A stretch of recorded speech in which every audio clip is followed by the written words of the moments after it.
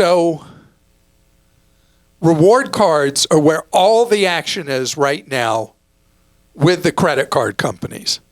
In fact, wow.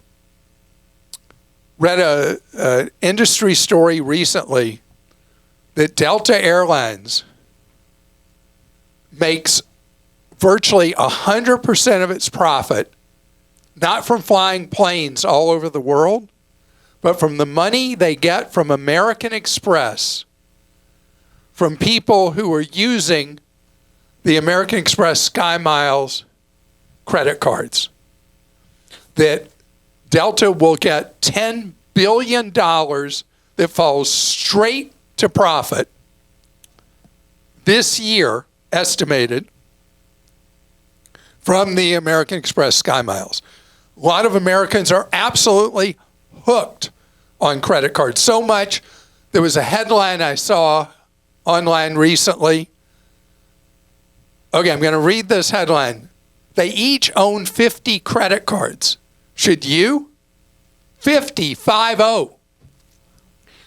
So what's going on is people who have a credit score generally above about 740,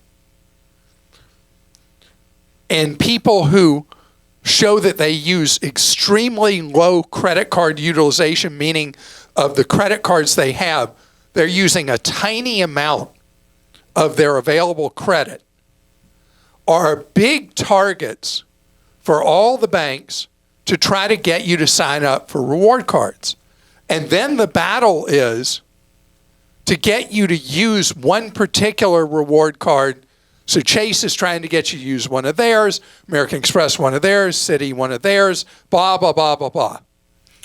Because they make so much money from merchant fees, and the default and delinquency rates are teensy tiny if people meet those profiles. So they're luring you with sign-up bonuses of these many points, and then ongoing you get 4% for this kind of charge and 6% for that one and 1% for this and 2% for that and all that. And it's all this lure. It's like, have you ever been to the dog track and they're chasing the rabbit around the track? The rabbit is for you, oh man, I got those points. I'm going to go to fill in the blank, whatever the fantasy is. The funniest thing of all is that United and Delta in particular are flying routes that historically they wouldn't have flown, that are money losers for them, but just because they help so much getting people to sign up for their credit cards and charge to them. So when does it make sense? When does it not? Okay, cold hard fact. Most people who have, particularly because most of the reward action is not where most of us would benefit from it, which is no annual fee, straight cash back cards. But if you are a mega charger and a mega traveler, you are the target that these people are after. And that's how you end up with this headline of people who have 50 active credit cards or more right now, because they're playing this game.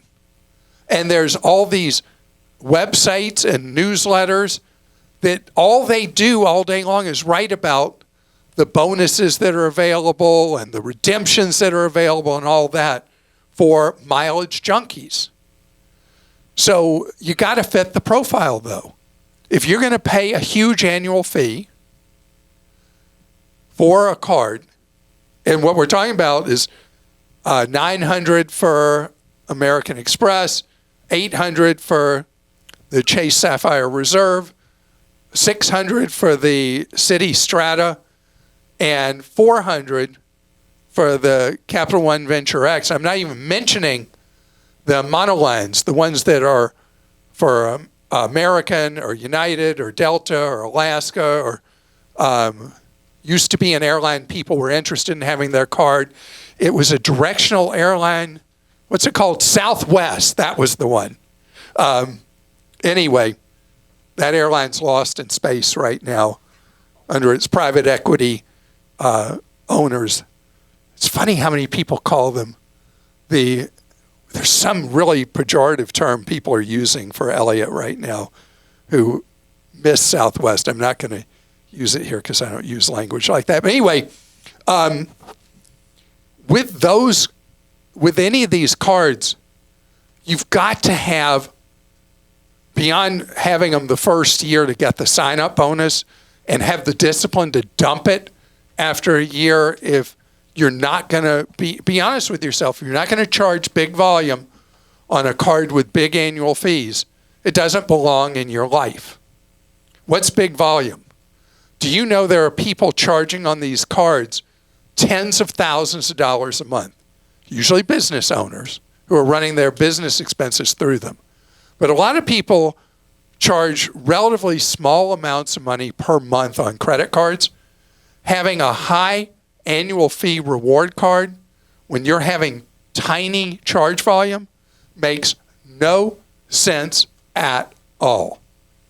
And you really have to devote yourself to gamifying all this if you're going to be one of these people with dozens of cards. It's got to be like a part-time, not job, I call it a hobby. And then you can be somebody who brags, yeah, I flew business class to Fiji for 40,000 points or whatever. I mean, because there are these wonderful things. I think I've mentioned points.aero. Have I mentioned that one? It's yeah. So what is it? Points. Somebody wrote in about it one time. AERO. And they were writing positively, right? Mm-hmm. Yeah. So I've got it here. Anyway, you use these tools when you get all these points to figure out how best to do the redemptions. And the devaluation in points is a real thing. So you don't want to just let the points build up like they're Mount Everest. You want to harvest your points before each new devaluation occurs. Or just do cash back, right? That's right. Well, that's the point. Oh, that was a bad pun. That's the reality, is that probably 90% of people that are paying these annual fees on these points or mileage-based cards would actually more efficiently in their lives have a no annual fee, 2% cashback card. We've got a list of those on Clark.com. Use that all the time. And then you're going to have the cash back to pay for the travel you do when you travel.